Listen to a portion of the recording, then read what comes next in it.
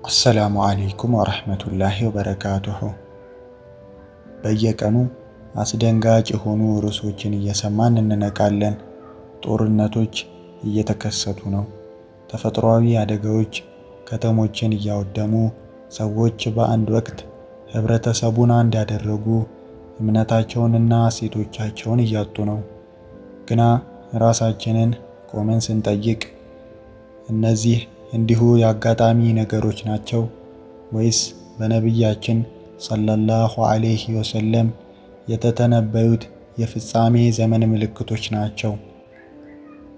ነቢዩ መሐመድ እንዲህ ብለዋል። ዕውቀት እስኪወገድ፣ የመሬት መንቀጥቀጥ እስኪጨምር ጊዜ በፍጥነት ያልፋል። እናም ደም መፍሰስ እስኪፈስ ድረስ ሰዓቱ አትመጣም። ዛሬ ዙሪያችንን ተመልከቱ። ዕውቀት በሁሉም ቦታ አለ፣ ነገር ግን ጥበብ ጠፍቷል።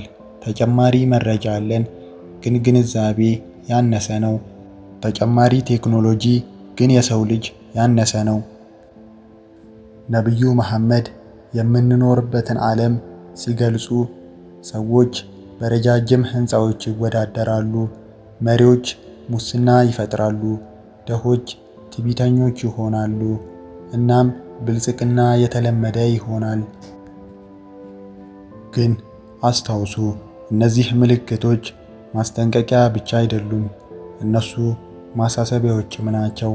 አላህ በቁርአን ውስጥ እንደዚህ ይለናል፣ ወደ አላህ የምትመለሱበትን ቀን ፍሩ፣ ከዚያም እያንዳንዱ ነፍስ በሰራችው ሥራ ትመነዳለች። ስለዚህ ራስህን ጠይቅ፣ ቀኑ ነገ ቢሆን ኖሮ አላህን ለመገናኘት ዝግጁ ነህ?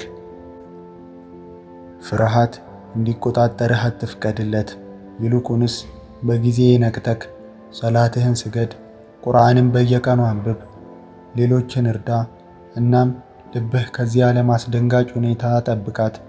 ምክንያቱም የምናየው እያንዳንዱ ምልክት ከአላህ የመጣ ጥሪ ነው። ወደ እኔ ተመለሱ በሚል ሰዓት የአላህን ጥሪ ሰምተን በጊዜ መመለስ ይበጀናል። ዓለም እየፈረሰች ሊሆን ይችላል፣ ነገር ግን የአማኙ ልብ ጸንቶ ይቆያል። ምክንያቱም እሱ ያውቃል መጨረሻው ጥፋት አይደለም፣ አዲስ ጅማሮ ነው። ለሚያምኑት ሁሉ ጠንካራ ሁን፣ ታማኝ ሁን፣ ከአላህ ጋርም ተቃረብ።